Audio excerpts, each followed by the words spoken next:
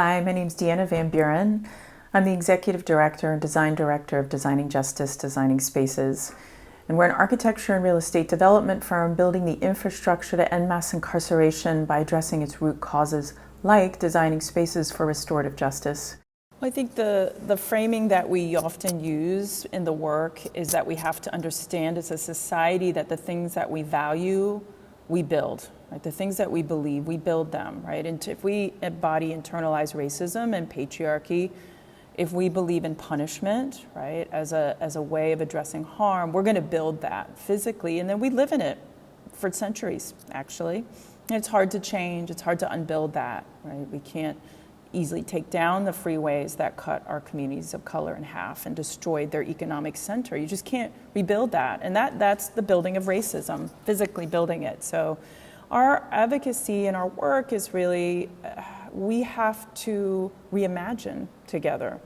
We have to reimagine a world that's equitable. And we need to use creative practice for that, because the world that we live in is somebody else's imagination anyway. Right? That anything is really possible, but we're going to have to move into a different sort of frame of mind to do it. Let's try suburbia as an example. Right? Many of us grew up in suburbia. Suburbia has been exported to other countries as well.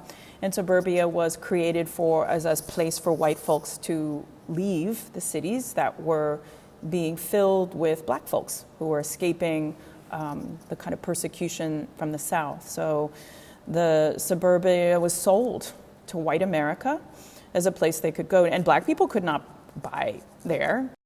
They were redlined well out of that. And freeways were built to make that possible so that you could go to your nice job in the city and you could live well away from the black folks, right, at the periphery.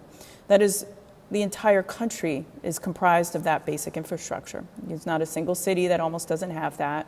And to me, that's a structurally racist, huge regional set of infrastructure that has also damaged the environment, right? So the intersectionality between economic justice, social justice.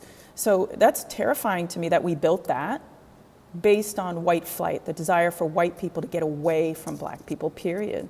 If that's not building racism, I don't really know what is. You know, we look at the prison building boom, right? It happened in the 80s and 90s. And, you know, around the same time as a lot of industry leaving our cities, where all the black folks came to get the jobs, those jobs are now gone. Right? And so people don't have anything. White folks have left. We have not invested in those communities to provide more jobs, right? There was no workforce development. Instead, what we did was build prisons.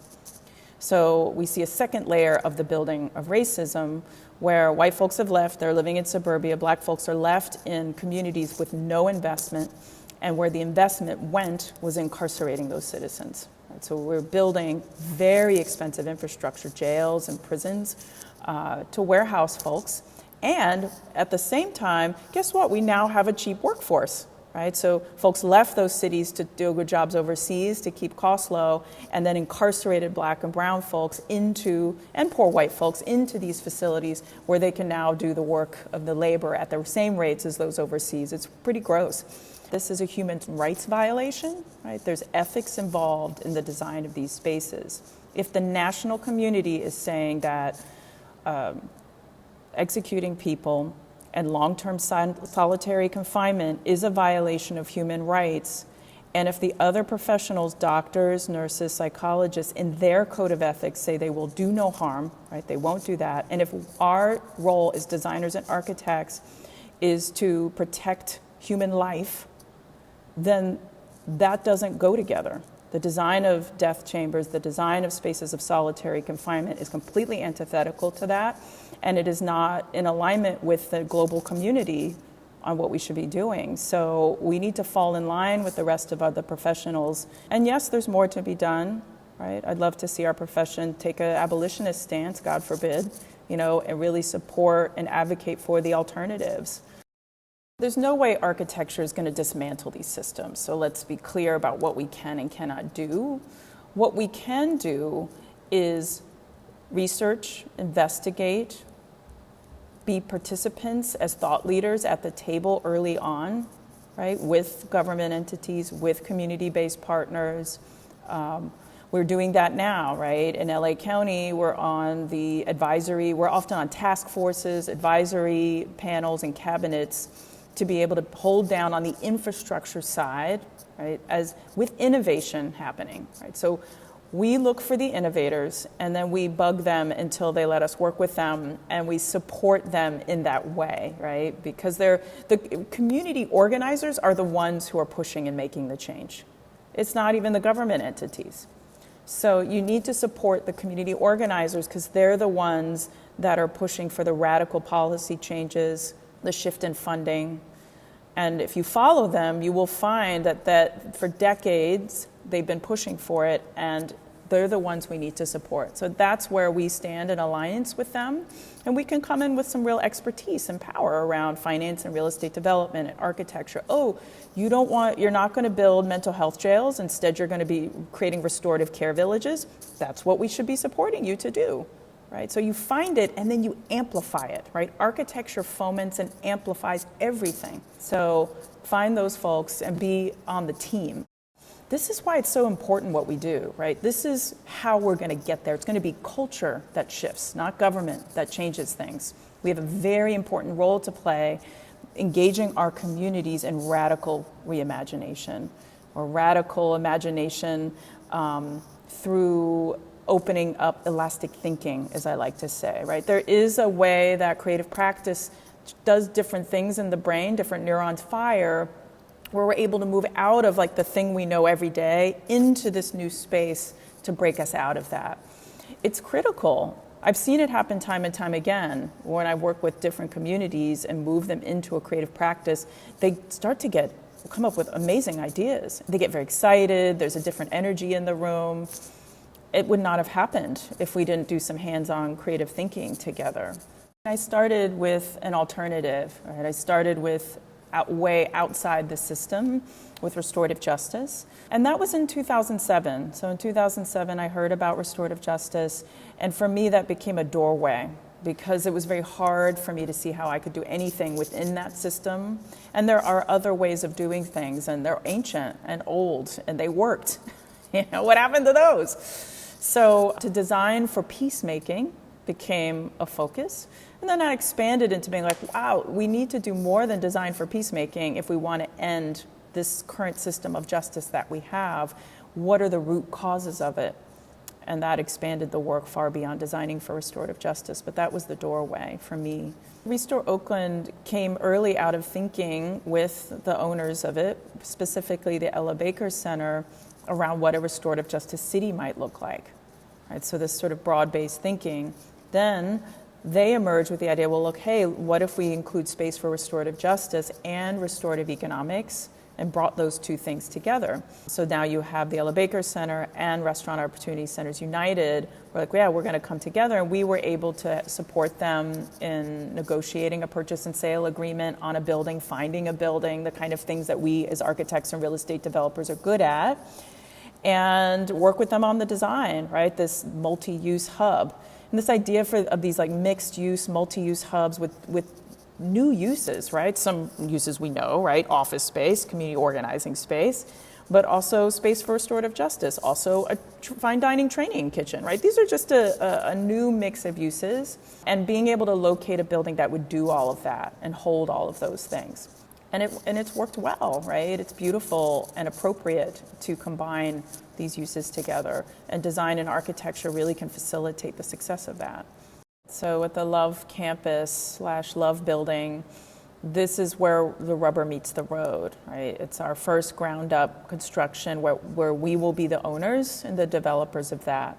Like a lot of Detroit, where there's a lot of empty land, where once there was density, right? A vibrant community. I think at the site we are at used to be a post office and a church and a cafe spot and like a record store. Like there was a lot of good stuff there. And it's on a major arterial road coming out of downtown Detroit, right? East Grand River.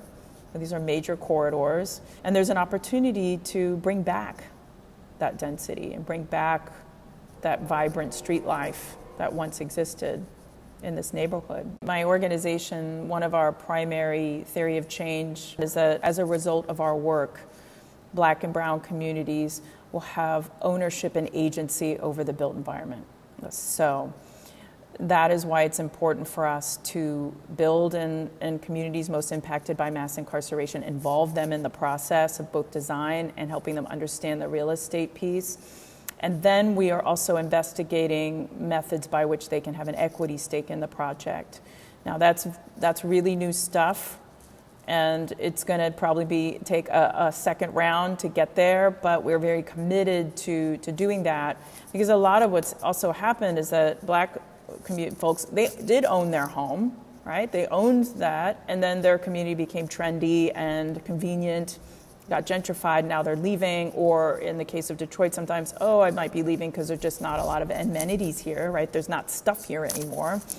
So every city's different, every neighborhood's different. We have to set up systems and methodologies for us to learn from one another.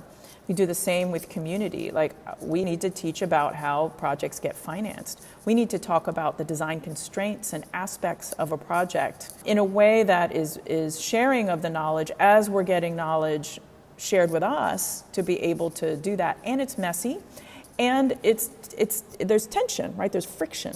Right? If you're uncomfortable with friction, this is not the game for you. You're going to come up against people that are understanding your point of view, where you're coming from. Somebody else is coming from a different point of view. We have to kind of keep building comfort with discomfort. And we as an organization also try to orient, like, we like to talk to everybody, even the people who may not agree and may not want to participate.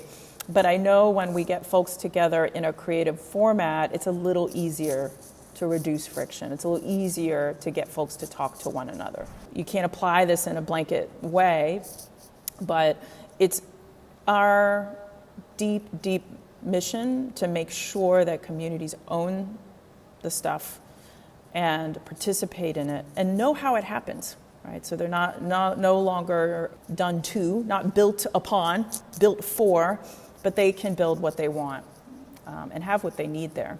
I have also lived in many places around the world and worked in many places around the world. Every place is different, and I have colleagues in other countries also doing this amazing work, not in dissimilar ways.